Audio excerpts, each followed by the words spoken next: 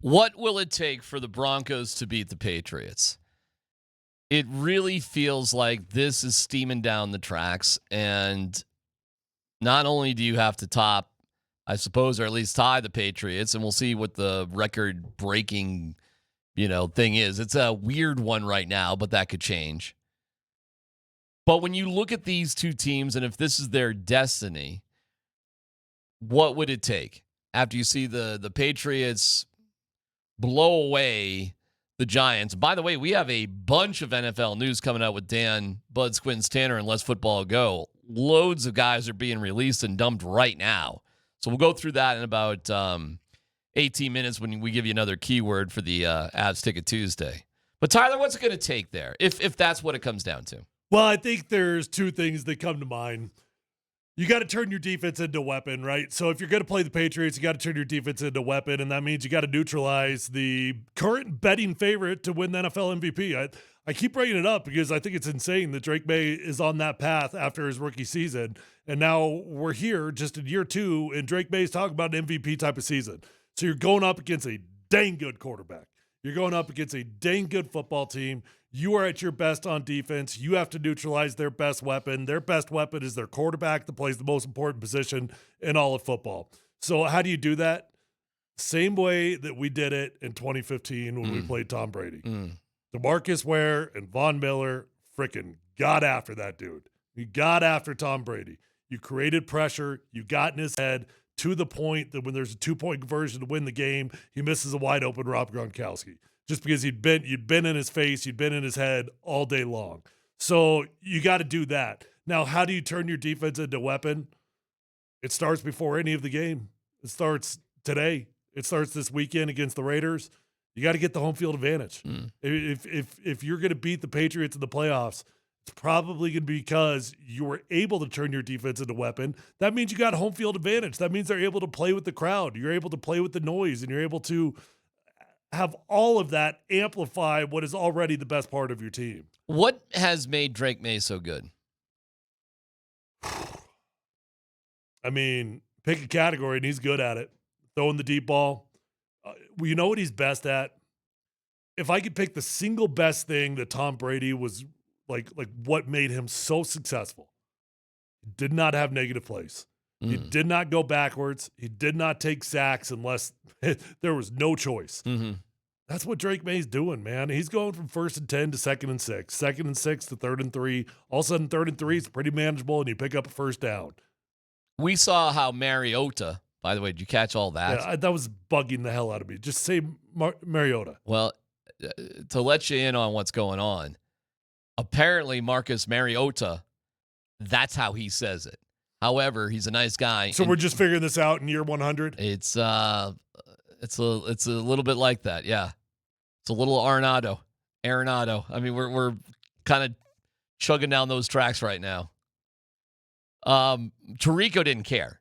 Tirico was just like, screw it. I'm just going to pronounce it however everybody else pronounces it. And Collinsworth just leaned into it because obviously they had some sort of meeting or whatever. And Marcus Mariota said, no, it's Marcus Mariota. It sounded Is there crazy, actual right? proof that he said that? Yes. That Marcus corrected them? That's the article I read today. Okay. That in a meeting, Mariota said you put the emphasis on the O. Well, that's on you, O. buddy, because you've been letting people call you the wrong name your entire career. You got to love Tirico. You can't ask us to get it right now. You got to love Tirico, who obviously could have said... I'm with Tirico. Right. He was just like, forget it. I'm just going to say it the way it sounds right and how everybody says it. Yeah, I'm with Tirico. Just like Marcus's parents wanted, Okunwebanam. Remember that whole thing with how to say his name? Okunwebanam. You said it wrong.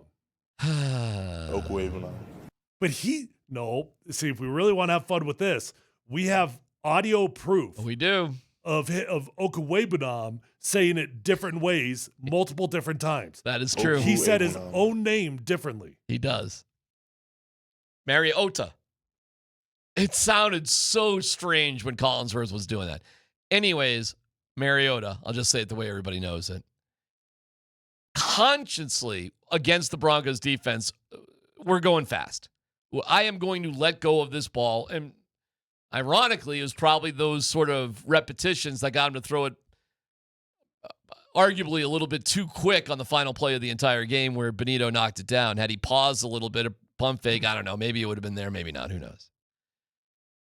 Do you think Drake May would have that same thing, or can he hang in there and has the right trigger and the right timing a little bit better so he can wait for more things to possibly develop? I mean, I'm not going to get overly critical of the way Marcus Mariota played in that game. He was phenomenal. So I don't think he was trying to get rid of the ball too quickly. I don't think he was not letting the routes develop. That dude was lights out against the Denver Broncos. Well, I mean, the Broncos had like the least amount of pressure on a quarterback for a good chunk of that game of any, pressure on any quarterback in the NFL. That's what you got to do when you play the Broncos. Okay, fine. Are you expecting more of that? Is that just what we're going to do against the Broncos? Yeah, and that's the way that Josh McDaniels calls his offense. Okay. Combine it with the fact that they've got a stud offensive line. It's a pretty good combo. Are they? Is Will Campbell's out for the year, though, their left tackle, Is isn't he out for the year? Gosh, damn, maybe look that up. I could have sworn he's out for the year. Morgan Moses is still over there at right tackle. That guy's got to be in year 13. Right. Do you think it'll come down to the Broncos and the Patriots? Either in New England or at Mile High? Only if the Broncos get the number 1 seed. That's it. Yeah. I feel a whole lot better about the Broncos' chances of making the AFC Championship, of making the Super Bowl, if they get the number 1 seed. You want to go on the road? Okay, you're really good at the playoff scenarios. So if the Broncos have to go on the road, what are they talking about? Who would they be talking about playing? Well, that's a really tricky situation because, they'd only be going on the road in a couple of circumstances. They don't win the AFC West. Correct. No. Well, yeah. I mean, you'd be on the road as a wild card. No, I'm talking about for the championship. Well, I mean, for the championship, it'd be the Patriot. Well, what seed are you? I mean, where are you going to finish? Are you going to finish the 2 seed? If you're the 2 seed, it's just you and the Patriots in the championship. You're in New England. That's it. Right. If you're the 2 seed, you're hosting a wild card and you're hosting a semifinal game. Yeah, there's no realistic way, I don't think, for the Broncos to not win the AFC West. Like, it seems ridiculous. Yeah. 4-game lead over Kansas City, 2-game lead over the Chargers with a bumped up Herbert. So you're gonna get a game at home.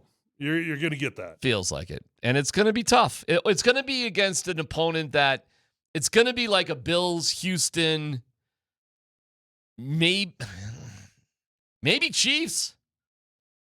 It's gonna be somebody like that, Tyler. It's not gonna be an easy game. Mm-hmm. That's why that number 1 seed is so freaking important. What's it say, Dan? 46-week injury. They're putting him on IR. Could be back late in the playoffs, but unlikely. Phew. Tough break. Well, 4 to 6 weeks. He should definitely be back for the playoffs. Well, a lot of times those injuries we're going to look at it in 4 to 6 weeks, and then we'll see. But that's what Christian Brown and Aaron Gordon, by the way, are going through. How about Nate Atkinson make it, right? Like he wasn't put on IR, and they thought, oh, well, we want him for – so he missed – he was out basically for 5 weeks, and who knows if he's coming back this week or not. Yeah, but Pat Surtain, they played the same game with Pat Surtain, and they got him back early. They did. So it worked with one guy. It didn't work with another guy. But, I mean, again, who cares? No big deal. You won all the games. So what difference does it make? Nice use, by the way, a little leftover here. Really nice use of Adam Prentice. I know it's only one pass, but boy, did that come at a big time. Ooh, look at you with a little fullback love. A little fullback love, yes. And in terms of Pro Bowl voting, there's so few fullbacks, period. Prentice is actually kind of in the mix to make the Pro Bowl. But, I mean, there's hardly any fullbacks. Listen, if you're going to win a championship, you need, and the Broncos put Elijah Moore on their practice squad today. You got to fill all the cracks, don't you, Tyler? You got to be kind of good everywhere. Like little Jordan Humphrey dropping that ball at the half-yard line kind of sucked when you think about like, hey, man, we got you. We're going to play you. But you're going to need to make certain plays on special teams where we think you're really good. Well, that's why the Broncos don't dominate any football games, because they've got enough holes, they've got enough frustrating moments in the game that every game is coming down to the wire. That's it. I mean, you've still got moments throughout the game that one guy on the offensive line doesn't do his job. Mm-hmm. One wide receiver gets a holding penalty. Whatever it might be, their penalties have been a huge part of it. Do we care about style points this weekend against the Raiders? Broncos are a 7.5-point Yeah. favorite on the road. A little bit, yeah. Like, just squeaking out a 4-point win against the Raiders is going to feel kind of lousy, isn't it? It's going to be like confirmation bias for everybody that's like, nope, this isn't good enough to win in the playoffs. Yeah, I'll roll with And you. you know on what? that. I'll probably be saying the same thing. I would too. If you barely sneak one out against the Raiders, I'm going to say everything we've seen is actually real. Like the concern is real. Listen, first of all, I was really happy with the win against Washington. I thought it was going to be tough. For a That one was different. Like that was just a good football game. Washington played great. Right, but to just say, hey, every win is great no matter what, I mean, what are the expectations at this point? And I think the expectations at this point are winning a Super Bowl. Now, this is definitely happening a year before I thought it would. I thought this run, Tyler, was going to happen next year. You're going to be done with the Russell Wilson contract. You're going to be able to get a couple of big-time free agents if you want to, and you're going to have the proper amount of development. Plus, you still have Bo under that rookie deal, which saves you a bunch of cash. I thought it was going to be in 26, not this year. I think it bodes incredibly well for next year, too, by the way. I mean, the Broncos are in unbelievable position for 2026. Mm-hmm. But screw it. We're here in early December. You got 10 wins already. It's Super Bowl chatting time. Like, what is it going to take? Where's the conversation going to go? I mean, we can hem and haw a little bit about the Raiders this week, but any conversation less than a Super Bowl now for the Broncos, I think, is a waste of breath. And I think that's exciting. When was the last time I mean, you don't win 10 games and then stop your aspirations with winning the AFC West. You know what's funny now that I'm thinking about it? You have literally never been in this position as a talk show host. No. Never. The last time you were in this position, you were playing for the Broncos. Mm-hmm. It's kind of fun, isn't it? It is fun. I mean, it's great. It's so different, isn't it? Like, although I'll just say this, though, during the Peyton Manning years and your last year, this is all we did. This is all we talked about.